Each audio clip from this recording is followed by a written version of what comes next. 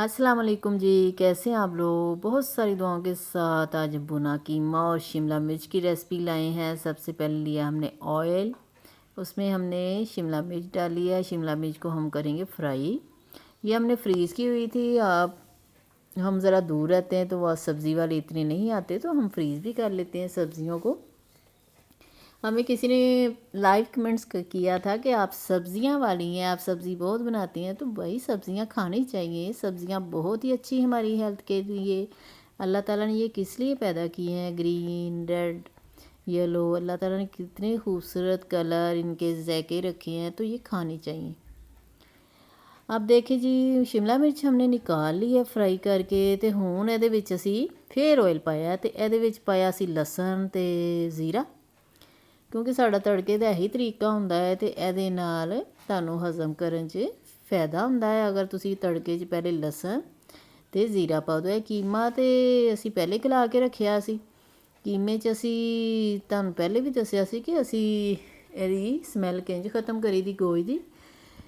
ਅਸੀਂ ਪਹਿਲੇ ਪਿਆਜ਼, ਹਲਦੀ ਤੇ ਨਮਕ ਪਾ ਕੇ ਰੱਖ ਦਈਦਾ ਗਲਣ ਵਾਸਤੇ ਤਾਂ ਕਿ ਉਹਦੀ ਸਮੈਲ ਖਤਮ ਹੋ ਜਾਏ। ਹੁਣ ਇਹਦੇ ਵਿੱਚ ਪਾਏ ਨੇ 2 ਟਮਾਟਰ ਤੇ ਪਿਆਜ਼ ਅਸੀਂ ਪਾਏ ਸੀ 4 ਦਰਮਿਆਨੇ ਸਾਈਜ਼ ਦੇ। ਹੁਣ ਇਹ 'ਚ अदरक पाउडर पाता क्योंकि असी अदरक नहीं पाया, लहसुन पाया सी। लें जी, अब इसे भून लेना और इसमें हमने डाली है लाल मिर्चों का पाउडर। वही घर वाले मसाले हैं जी जो हम अपने किचन में रखते हैं, वही मसाले हैं, वही ऐड करेंगे। अब इसको भून लेना है। धनिया, हरी और लाल मिर्चें और नमक और हल्दी हमने पहले ऐड की थी। अब ये चाट मसाला है जिससे बहुत ही ज़रा चटपटा सा स्वाद हो जाएगा इसका। ਹੁਣ ਤੁਸੀਂ ਇਹਨੂੰ ਅੱਛੀ ਤਰ੍ਹਾਂ ਭੁੰਨ ਲੈਣਾ। ਦੇਖੋ ਕਿੰਨਾ ਪਿਆਰਾ ਕਲਰ ਆ ਰਿਹਾ। ਅੱਲਾਹ ਤਾਲਾ ਦੇ ਕੁਰਬਾਨ ਜਾਈਏ, ਉਹਨੇ ਇੰਨੇ ਅੱਛੇ ਕਲਰ ਰੱਖੇ ਨੇ ਮਸਾਲਿਆਂ ਦੇ, ਸਾਡੀ ਸਬਜ਼ੀਆਂ ਦੇ। ਕਾਇਨਾਤ 'ਚ ਰੰਗ ਨਾ ਹੁੰਦੇ ਤਾਂ ਪਤਾ ਨਹੀਂ ਇਹ ਦੁਨੀਆ ਕੈਸੀ ਹੁੰਦੀ। ਤੇ ਹੁਣ ਅਸੀਂ ਜਿਹੜੀ ਫਰਾਈ ਕੀਤੀ ਸ਼ਿਮਲਾ ਮਿਰਚ ਸੀ ਉਹ ਇਹ 'ਚ ਪਾ ਦਿੱਤੀ ਤੇ ਇਹਨੂੰ ਵੀ ਤੁਸੀਂ ਨਾਲ ਹੀ ਭੁੰਨ ਲੈਣਾ। ਬਹੁਤ ਜਲਦੀ ਸੌਫਟ ਹੋ ਜਾਂਦੀ ਕਿਉਂਕਿ ਪਹਿਲੀ ਫਰਾਈ ਕੀਤੀ ਹੈ ਤੇ ਬਹੁਤ ਜਲਦੀ ਪੱਕ ਜਾਏਗੀ। ਥੋੜਾ ਜਿਹਾ ਪਾਣੀ ਪਾ ਕੇ ਤੇ ਅਸੀਂ ਇਹਨੂੰ ਸਿਰਫ 10 ਮਿੰਟ ਵਾਸਤੇ ਦਮ ਵਾਲੀ ਆਂਚ ਰੱਖਾਂਗੇ। ਤੇ ਦੇਖੋ ਭੁਨਾ ਕੀਮਾ ਤੇ शिमला मिर्च रेडी हो जाएगी। इन्हों कवर करके रख लो थोड़ा जिहा पानी पा के।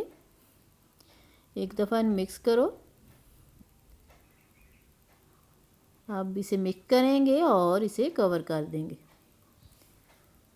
चले जी, 10 मिनट हो गए हैं जी। बहुत मज़े की खुशबू आ रही है और इसे मिक्स करेंगे और इसमें कोई मसाला नहीं जाएगा।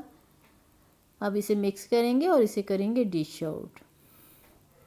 देखें जी, बहुत ही मज़ेदार खुशबूदार हमारे भुना कीमा और शिमला मिर्च रेडी है। आपको वीडियो पसंद आ रही हो तो लाइक करें, शेयर करें और सब्सक्राइब करें। अल्लाह हाफिज़।